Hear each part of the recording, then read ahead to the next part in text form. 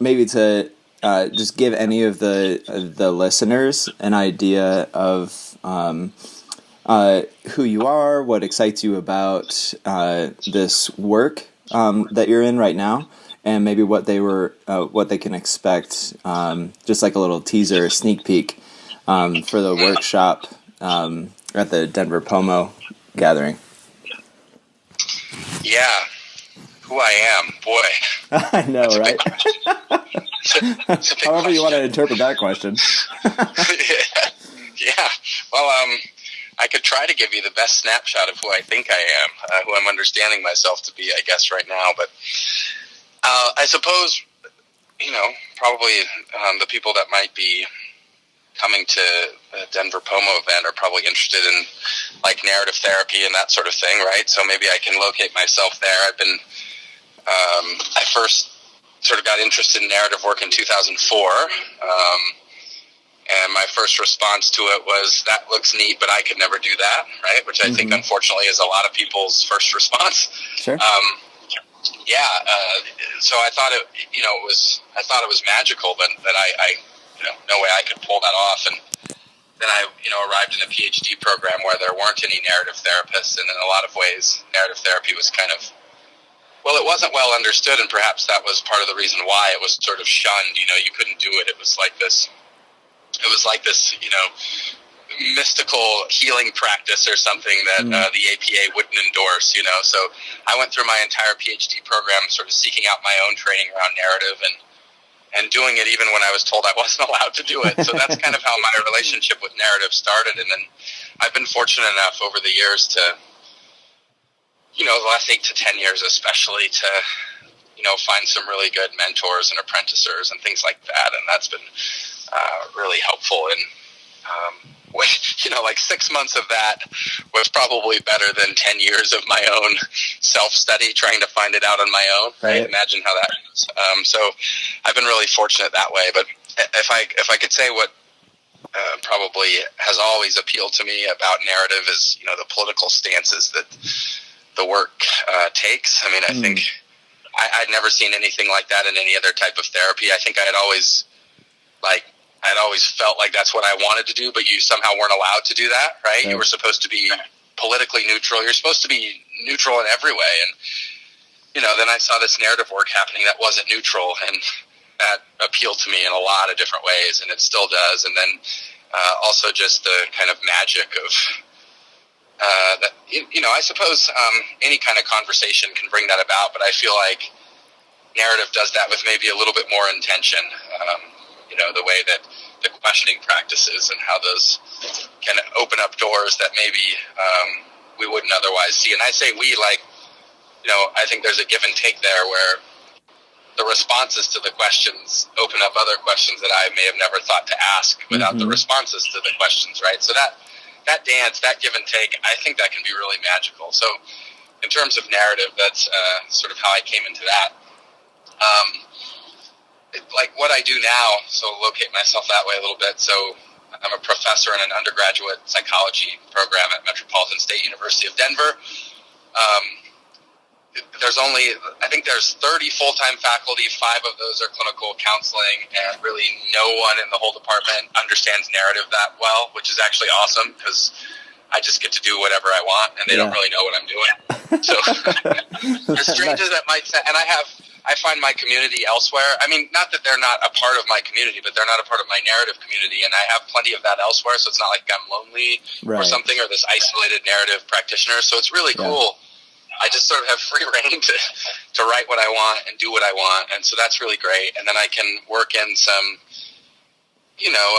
sort of postmodernist kind of teaching practices, which is really cool. Some constructivist teaching practices, and I have a really cool chair that sort of lets me do that. So that jives really nicely with the narrative practice. And then, I've got a private practice that's, I've had for about a decade or so. So that's really great. I mean, it's relatively small. I should probably be seeing 8 to 10 people, but it usually ends up being 12 to 15 because, people call, you hear their story, and it's like, well, now I have to work with you, right? This is too good of an opportunity to pass up. So, yeah, and I work with all kinds of folks, so individuals, families, couples,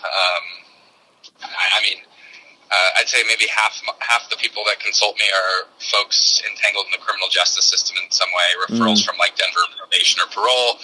The other half, it sort of spans, it just spans humanity, really, all sorts of different people that might be wanting to have conversations about all sorts of different things, which for me is really nice. So when people ask, like, what's your specialty, I often respond, I don't know, like having conversations with people, I guess, because I don't identify like a specific problem as like, oh, this is what I work with or something. And for me, that works really nicely. And then there's the Rocky Mountain Narrative Therapy Center, which we're kind of getting started up and hoping that becomes a place where people can, seek consultation around narrative practices, get supervision, hopefully one day, taking interns and things like that. So we're, a year into wrestling with that, along with Maile Grace and Dave Matheson, who will be my fearless co-presenters at the POMO Gathering. Yeah. And so that's sort of me, and I think I now can kind of tie that into what we hope our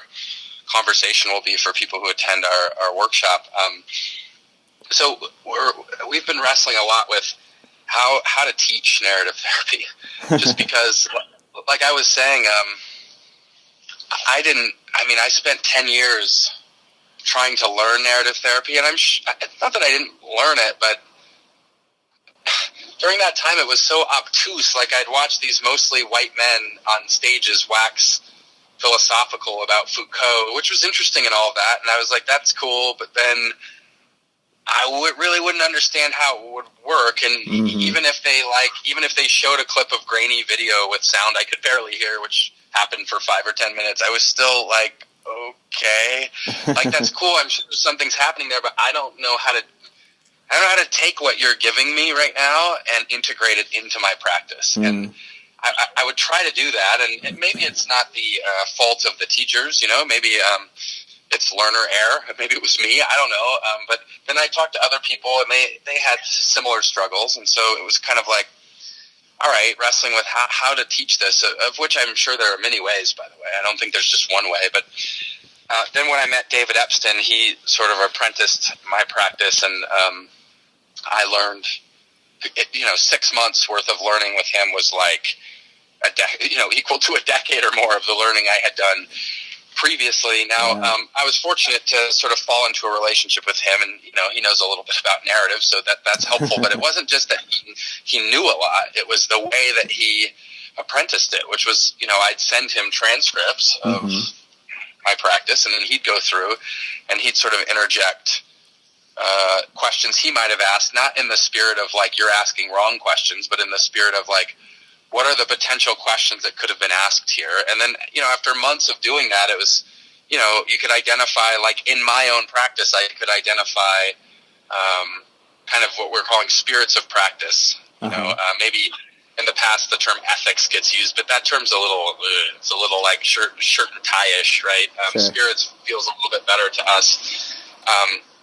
And then it's like, all right, what was happening, I wasn't replicating David's questions. Like, I wasn't asking David's questions.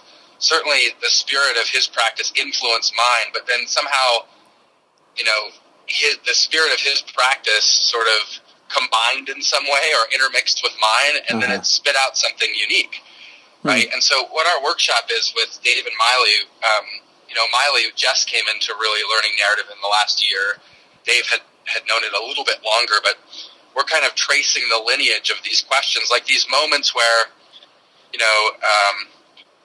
Dave or Maile, or myself, of course, but I was charged with being the apprentice, but or apprenticer, and in doing that, I carry some responsibility with that, right? Of like kind of maybe facilitating the conversation and all of those things. So these moments that would happen where they would ask a question that would almost surprise them, and we're going to, hopefully show, well, we definitely will, but hopefully we'll do this effectively. We'll be able to show a question that they asked where they can then go backwards and trace, how did I get to the point where I could ask that question? Like, what were, I'm using air quotes, you can't see me right now, so it's not particularly helpful. Like supervision, I'm not in love with that term, but if we're doing supervision, what were the moments we can trace back in supervision or in something else and moments, plural, that led up to asking this question? Like, how did we come to be able to do that? So in that way, we're kind of tracing it backwards to try to figure out. Now, the way that we are doing this supervision is just same thing with transcripts, right? Like going through but when something takes and it gets sort of adopted into one's practice in their own way that fits for them, their own spirits of practice, we're kind of curious, like, how did this happen? And we're hoping to write a paper about this as well. And the hope is then that we can start to identify what specifically is going on in this learning through transcripts where that seems to be most effective or seems to stick most, so we can sort of practice more of that. And so then the people that would come to the workshop, we hope that they would be able to identify, like these specific ideas or practices are leading to people being able to ask or better ask these questions, right? Mm-hmm. And we're excited because it's really a co-exploration. It's not like we're coming with all the answers like, hey, here's how you should teach narrative therapy. We're more in the process of discovery, right? And saying, like, here's what we're finding, and then we're hopeful other people might go out into the world and try those things, and then see, are they having results with that? And the point's not to come up with like a pedagogy that would be manualized or something, but the point is to sort of look at the general process of this and understand how this might be facilitating learning. So that's kind of our hope. And then the cool thing is you can trace the lineage of the questions, right? So I can trace the lineage of certain kinds of questions that I ask to David, right? And then Dave Matheson can trace those to me, but then those are also influenced by David Epstein, right? And then Maile can trace those to Dave, myself, and David Epstein. And so there's this lineage of questions, which is really cool, right? Where it's like, and we're not all asking the same question, but it's more, here's how this spirit, it's the same spirit, and yes, it's coming out of our mouths a little differently, or our metaphors might be different, or whatever it is, but it's the same spirit, and it's now, it's carrying on, and that to me seems to capture a little bit better what we're trying to do than just a manual or something, because, that would be awful. Like if we just said, hey, here's the question you're supposed to ask in this, that would be soul-draining. Here's the question you're supposed to ask in this situation. But we feel like these spirits of practice can, there's a lineage to them, and they can, who knows how many generations, even after people have died, we can identify influences of our spirits of practice. Yeah. So that's our hope for the workshop, is that we can kind of share these observations we're making about teaching narrative therapy in this way, and then maybe the learners will be able to take something from that in their continued learning of their own practice or in their own supervisory practices or whatever it might be. Yeah, I love that. I think of Michael White talking about the multi-voicedness of his work, that if something was considered his work, that he was to own it or take credit for it in all of these discourses of commerce, that he would lose his sister's voice, which defined his work just as much, as any of his own curiosity. And it sounds too, I'm reflecting on your conversation with Chris Hoff on The Radical Therapist, a mention of deliberate practice, something brought to you by Scott Miller, and I'm sensing that you have, in terms of lineage, a lot of different influences, both on the practice of it, but also in trying to bring about a way in which to teach others. It sounds. Oh, absolutely. I think you're dead on. I'm glad you brought up Scott Miller. And then, it's like there's so many influences that I don't even know all of the if you and I continue talking, there'd be all sorts of quote-unquote non-narrative influence. Of course, they're very narrative, but they're just not formally called narrative therapists or whatever. Whether it's whether it's my parents or whether just sort of mentors or teachers I've had along the way. And I don't even just mean formal mentors or teachers necessarily, but basketball coaches. I could go deep back into the annals of people whose influence is undoubtedly there when I'm sitting across from another person. Absolutely. And then the other part of what you said, and this is the part that we're really wrestling with as best we can. It's like the conundrum is, how do you how do you teach this practice, which can be wonderfully creative and have the potential to go in so many different directions? How do you teach that in a way that there's sort of a measure of consistency, right? But at the same time, not being stifling. And so that's a challenging thing to do. And that's what we're wrestling with. I mean, there's this book I'm currently working on where we're trying to do this through practice stories, which are basically, more than transcripts, right? They're actually giving voice to the characters, giving voice to what the characters might be thinking or feeling that you wouldn't know just from a transcript. And we've used these for 2 or 3 years already, these practice stories to teach. Like, we've done this down at DU with their International Disaster Psych program. I think they changed the name of that, but their master's program down there, and had a lot of success. We've done this some up in North Dakota where students are, and the metric for success, just to be clear about this, is they read a practice story, and then in their own way, the spirits of practice from that practice story is showing up in their practice. Like, basically what's happening is they're going like, oh man, I just asked this question. I didn't even know I could ask that question. Like, how, they're almost surprised themselves. Like, where did that question come from? Oh, okay, well, I remember I read that practice story, and it's not like they're just asking the question I asked or whoever wrote the practice story asked, but they can tether it there, and they can see the clear spirit of it, and they're like, oh, okay, so that question got under my skin somehow. It traveled with me, and now it's come out for me in the way it needs to come out. And so we see a bunch of that happening. So we're interested, I guess, I used the word transcript earlier.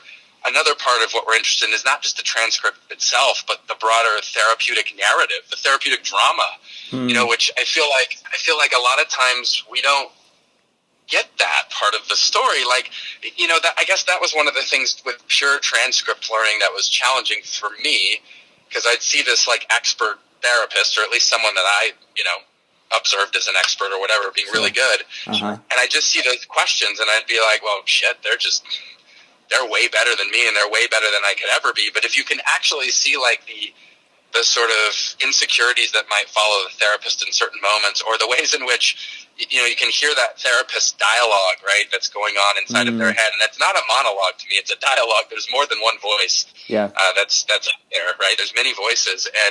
And in those moments, if you can hear that, or even just get a sense of a little bit of that dialogue, you find out like, oh, well, actually, the therapist was thinking this, and then it went a totally different direction. The direction was awesome, but it's not like the therapist knew that's where the response to the question was going to go. And in fact, they were thinking it might go a different direction, but then the client took it in a direction that ended up being way better. And it's like, if you just look at the transcript, you're like, oh man, what a wise, therapist, amazing therapist. But then if you actually see what the therapist is feeling or thinking moment to moment, it's like, oh, actually, thank God the client took it in this direction. We caught a break that way, because otherwise maybe the question would have not really generated anything. So that's part of the hope too, is it's not just the transcript itself where those can get kind of sterile, it's a story which is alive and breathing, and you realize if you can convey some measure of that living, breathing therapeutic drama, then it's like, oh, okay, everyone in the interaction becomes more human, including the therapist. And I think that's really important because,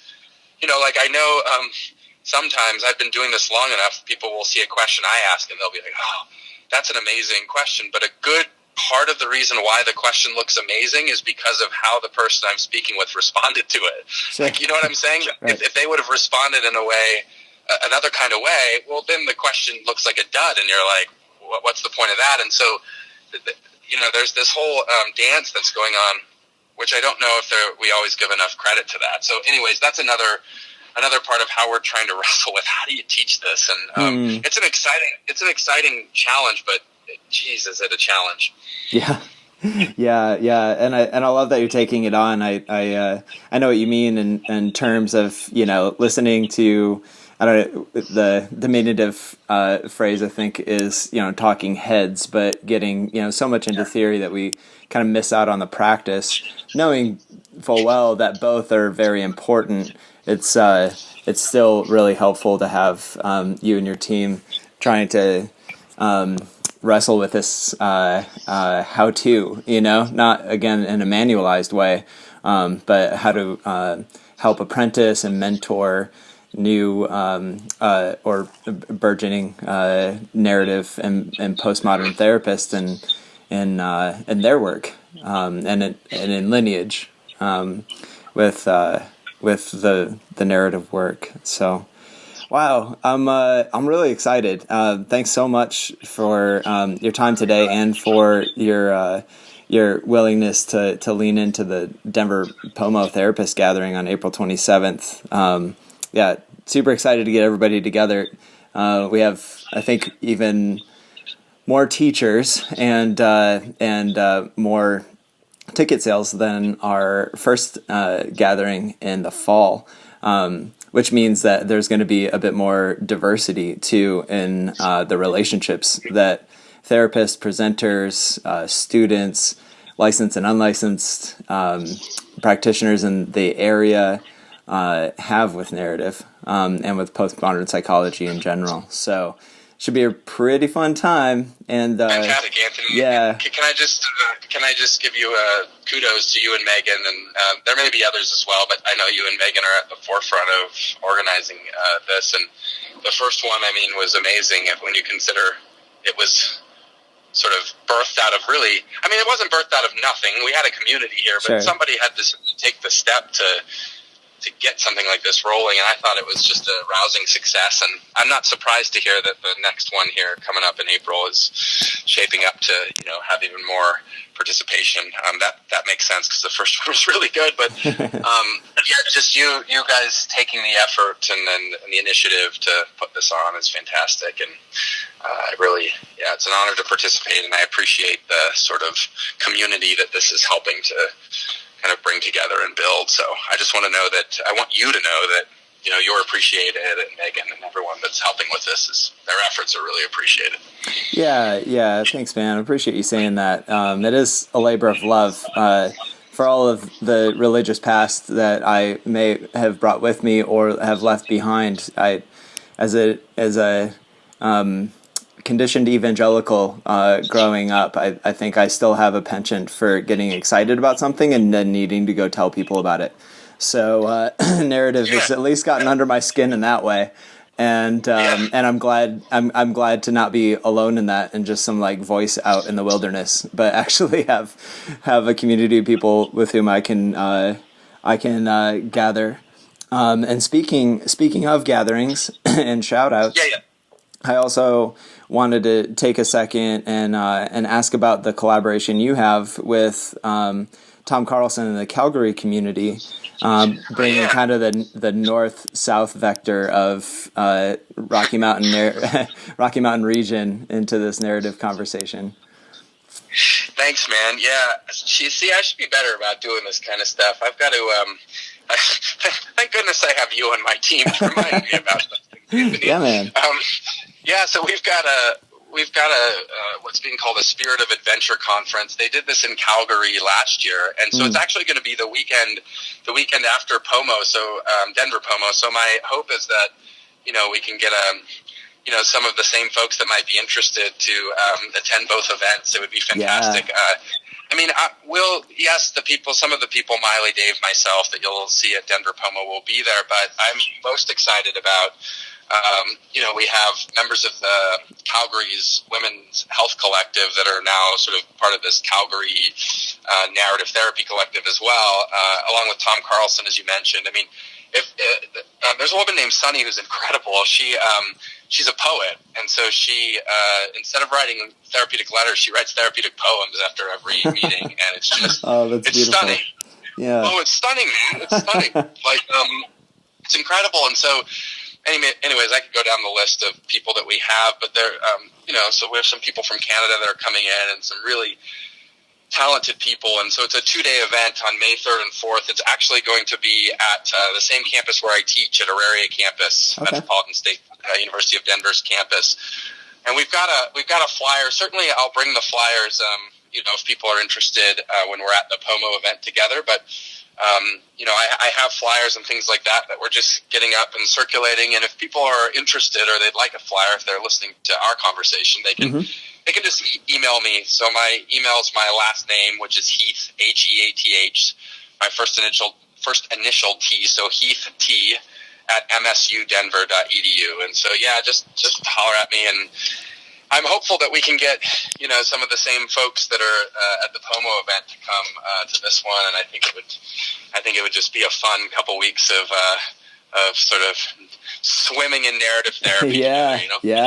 Yeah. Staying steeped in it for a while. That'd be an incredible experience. Well, thanks for doing all the legwork on that too, to bring everyone together. And as it relates to the flyer, we will circulate that on our Denver Postmodern Therapists email listserv, etc.